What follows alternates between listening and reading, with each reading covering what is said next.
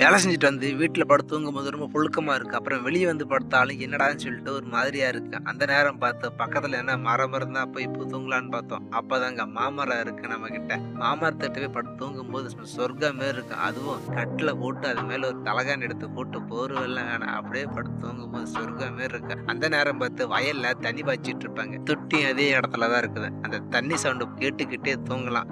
தாத்தாவும் வேலை செஞ்சுட்டு வந்து பார்த்துட்டு யாரும் படுத்திருக்கான்னு சொல்லிட்டு கை கால் மூஞ்சி கழுவிட்டு தாத்தாவும் போயிட்டாரு. சாப்பிட்றதுக்கு என்ன இருக்கான்னு பார்த்தேன்.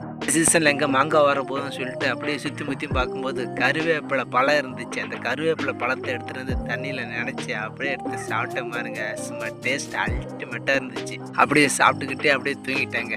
வெயில் அடிக்கும் போது மாமரத்து நிழல்ல உட்காந்து பாருங்க. அப்பதாங்க அந்த மாமரத்தோட அருமை தெரியும். நம்ம பாட்டை முப்பாட்டை நட்டு வச்ச மரத்தடியில் நம்ம உட்காந்து தூங்கும் போது அந்த சுகமே வேறங்க. நீ நட்டோன்னு எல்லாம் மாமரம் வராது. அது வர்றது குறைஞ்சபட்சம் ஒரு 5-7 வருஷம்னாச்சும் ஆகும். சின்ன மரமாவது ஆக. அதுக்கப்புறம் தாங்க ஒரு 15 வருஷம் மேலதாங்க அந்த மரம் பெருசா அதிவேரிக்குமே. அந்த மரம் சின்னதா இருக்கு. அப்பதான் உங்க பேர பிள்ளைங்கனாச்சும் உங்க பையனாச்சும் படுத்துவாங்க. உங்களுக்கு பயன் தராம இருந்தாலும் சரி, உங்களோட தலைமுறைக்கு கண்டிப்பா பயன் தருங்க.